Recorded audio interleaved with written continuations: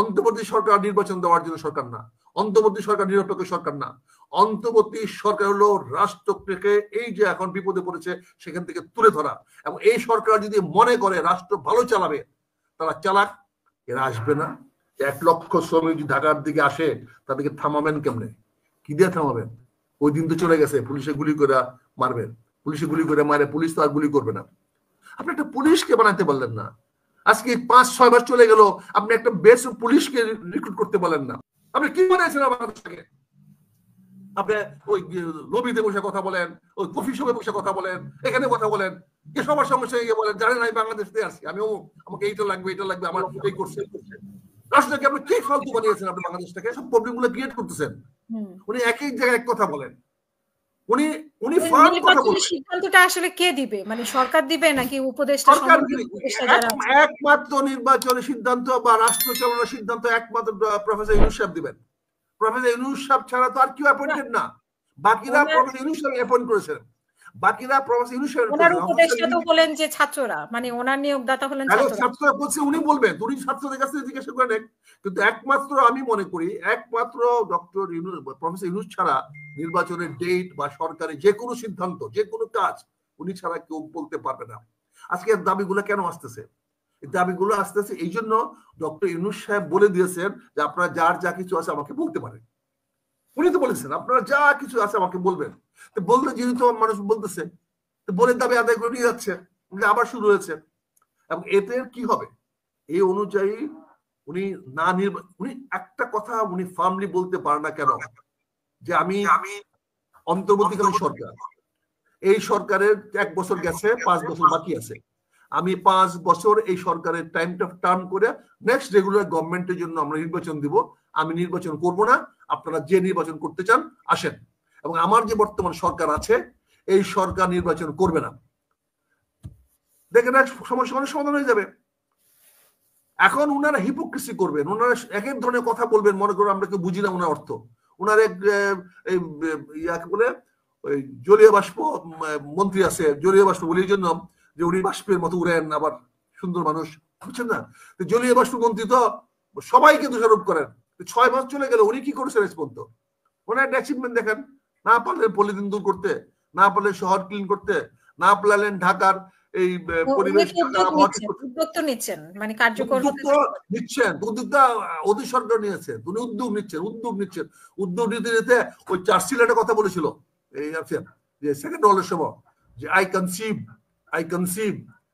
Conceive 3বার বলার পরে opposition বলছে,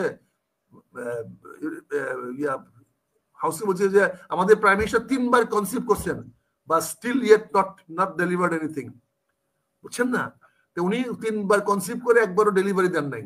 কাজে আমাদের এরকম কনসিভ করেন না, যে কনসিভ করেন আপনি করতেছেন 5-6 মাস চলে গেল, আপনাদের কি দেখাইছেন 6 মাসে? What you have shown, what is your performance? কাজে অন্তর্বর্তী সরকার, আমি আবারও বলছি, রিপিট করছি, অন্তর্বর্তী সরকার নির্বাচন দেওয়ার জন্য সরকার না, অন্তর্বর্তী সরকার নিরপেক্ষ সরকার না। অন্তর্বর্তী সরকার হলো রাষ্ট্রকে এই যে এখন বিপদে পড়েছে সেখান থেকে তুলে ধরা, এবং এই সরকার যদি মনে করে রাষ্ট্র ভালো চালাবে তারা চালাক। প্রমাণ করে জনগণের সামনে যে নির্বাচিত সরকারের চেয়ে, রাজনৈতিক সরকারের চেয়ে, অতীত যে কোনো সরকারের চেয়ে এই অন্তর্বর্তী সরকার ভালো, তাহলে আমরা বাই প্রোক্লামেশনে সরকার গঠন করব। এরকম সরকার এখনো আছে ইরানে, এরকম সরকার এখনো অনেক দেশে আমরা গণতান্ত্রিক বলি, এরকম সরকার ইজিপ্টে আছে, সরি এরকম সরকার ওই সৌদি আরবে আছে, করতেছে। ইলেকশন করে করতে কোনো কথা নাই, আমরা করেন, ভালো করে করতে বলে করেন। কিন্তু আপনি এখন যে জয়া খিচুড়ি করছেন, একবার বলেন ইলেকশন এখনই করতে রাজি আছি, একবার বলেন 6 মাসে করব, একবার বলেন আমি ওই বছরের মাঝামাঝি করব, আবার মাঝামাঝি গিয়ে আবার তখন তার প্রেস সেক্রেটারি বলে দেয় যে জুন মাসের মধ্যে করলে তো মাঝামাঝি হইলো। কেন এত কিছু? তার মানে you are proving, sorry to say, তত্ত্বাবধায়ক সরকার ইজ বিকামিং হিপোক্রেট। এই যে অন্তর্বর্তী সরকার আজকে হিপোক্রেসি করতেছে, এই জন্য সকল সমস্যাগুলো সৃষ্টি হচ্ছে। এই সমস্যাগুলোর দায়ী এই সরকার, এবং এই সরকার ব্যর্থ মানে হলো, এই যে আপনি প্রথম স্পষ্ট শুরু করেছিলেন, এই সরকার ব্যর্থ হওয়া মানে হলো দেশ একটা ক্যাওসের দিকে যাবে, দেশটা আবার অশান্তির দিকে যাবে, দেশটার মধ্যে আবার একটা গন্ডগোল তৈরি হবে। সেখানে অবশ্যই শিকারীরা মাছ শিকার করবে, পানি ঘোলা হলে সেখানে আবার আওয়ামী লীগ ঢুকে যেতে পারে। কারণ আওয়ামী লীগের সঙ্গে ভারত আছে, ভারতের সঙ্গে আমেরিকা আছে, ভারতের সঙ্গে আরো অনেক রাষ্ট্র আছে, রাশিয়া আছে। চীনও এখানে এখন এই সরকারের প্রতি খুব একটা খুশি না।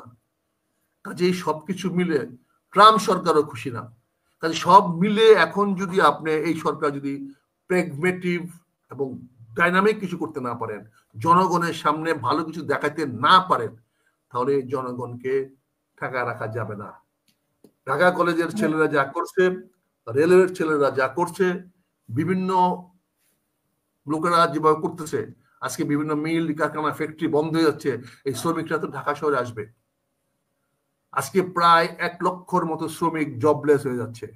এরা কি বসে থাকবে? এরা আসবে না। 1 লক্ষ শ্রমিক ঢাকার দিকে আসে, তাদেরকে থামাবেন কেমনে? কি দিয়ে থামাবেন? ওই দিন তো চলে গেছে, পুলিশে গুলি করে মারবেন, পুলিশে গুলি করে মারে, পুলিশ তো আর গুলি করবে না। আপনি একটা পুলিশকে বানাতে পারলেন না। আজকে 5-6 মাস চলে গেল, আপনি একটা বেস পুলিশকে রিক্রুট করতে পারলেন না। আপনি কি করেছেন গত 6 মাসে? এই প্রশ্ন সবাই করবে। আমি প্রশ্ন করতে চাই জনাব প্রফেসর ইউনূস সাহেবকে, আপনি সরকার গত 6 মাসে কি করেছে? আপনি জনগণের কাছে বক্তৃতা বলেন। আপনি 5ই ফেব্রুয়ারি আপনি 6 মাস পূর্ণ হবে, আপনি জাতির সামনে ভাষণ দিয়ে বলেন এই 6 মাসে আপনি কি করেছেন, আর 6 বছরে কি করতে চান সেটাও বলেন। আপনি বলেন 6 মাসে আমি এই করেছি এবং আমি আগামী 6 বছরে আমি এগুলা করতে চাই। আমরা ওনাকে জনগণের ম্যান্ডেট দিব, আমরা ওনার পিছনে দাঁড়াবো। কিন্তু আপনি প্রতিদিনই ঘুরায় ঘেরায় কথা বলবেন, আর ফুটপাতে দাঁড়াইয়া, ফ্লোরে দাঁড়াইয়া, বেলকনিতে দাঁড়াইয়া, আপনি লবিতে দাঁড়াইয়া, কি বলে ওই সিঁড়িকোটে দাঁড়াইয়া বিভিন্ন রাষ্ট্রের সাথে কথা বলবেন। রাষ্ট্রটাকে এত ভিক্ষুক বানায় ফেলেছেন, আপনি এত ফকির বানায় ফেলেছেন যে আপনি ওখানে গিয়া রাস্তায় রাস্তায় দাঁড়ায় দাঁড়ায় কথা বলেন লোকদের সঙ্গে, বিভিন্ন রাষ্ট্রের সঙ্গে। আমার বলে বড় বড় মিটিং করেছেন। আপনি বাংলাদেশে কোথায় নিয়ে গেছেন? আপনি একবার চিন্তা করে দেখেছেন? 47টা মিটিং করেছে এরকম। 48টা মিটিং করে আপনি কি করেছেন? জাতিকে ভিক্ষুক বানিয়েছেন আপনি, গিবত গিয়েছেন সবার সামনে গিয়ে গিয়া। আপনি কেউ কিছু বলবেন? আমি বলছি আমাকে বুকি গুলি করেন আমাকে। আপনি কি বানিয়েছেন বাংলাদেশটাকে? আপনি ওই লবিতে বসে কথা বলেন, ওই কফি শপে বসে কথা বলেন, এখানে কথা বলেন, যে সবার সঙ্গে গিয়ে বলেন জানেন আমি বাংলাদেশ থেকে আসছি, আমি আমাকে এইটা লাগবে, এটা লাগবে, আমার এই করছে। রাষ্ট্রটাকে আপনি কি ফালতু বানিয়েছেন? আপনি বাংলাদেশটাকে আত্মহত্যা করছে সবার কাছে গিবত গেছেন। এই 47টা লোকের সঙ্গে কি কথা বলেছেন আমরা জানতে চাই। তারা আপনাকে কি বলেছে আমরা জানতে চাই। এই 47টা মিটিং এর ফলাফল কি যাতে জানতে চায়, আমার কথা বলেন, আমারটা প্রকাশ করেন। আমি জিজ্ঞাসা করছি ডক্টর ইউনূস সাহেবকে, এই 47টা মিটিং এ আপনি কি কথা বলেছেন? আপনার এজেন্ডাটা কি ছিল? আপনার বক্তৃতা কি ছিল? আপনি বাংলাদেশে কি পয়েন্ট আলোচনা করেছেন? জনগণ জানতে চায়, জনগণ জানার অধিকার আছে। মহসিন ভাই, আমি মনে করি আমাদের এই ব্যাপারে কথা বলা উচিত। এভাবে রাষ্ট্রটাকে আমরা দিতে পারি না। এভাবে অনেক ধন্যবাদ মহসিন ভাইকে। বলতে হবে, রাষ্ট্রটাকে ভিক্ষুক বানাতে পারি না আমরা। এই রাষ্ট্রটা বাংলাদেশ মুক্তিযুদ্ধের মাধ্যমে স্বাধীন হয়েছে। আজকে দ্বিতীয় বিপ্লবের মাধ্যমে, দ্বিতীয় যুদ্ধের মধ্যে রাষ্ট্রটা একটা নতুন পর্যায়ে গেছে। এই রাষ্ট্রের সম্মান আছে, এই রাষ্ট্রের মর্যাদা আছে। সম্মান মর্যাদা নিয়ে কেউ হারিয়ে দেখ, ভিক্ষুকতা দিয়ে পরিণত করো, এটা আমরা চাই না।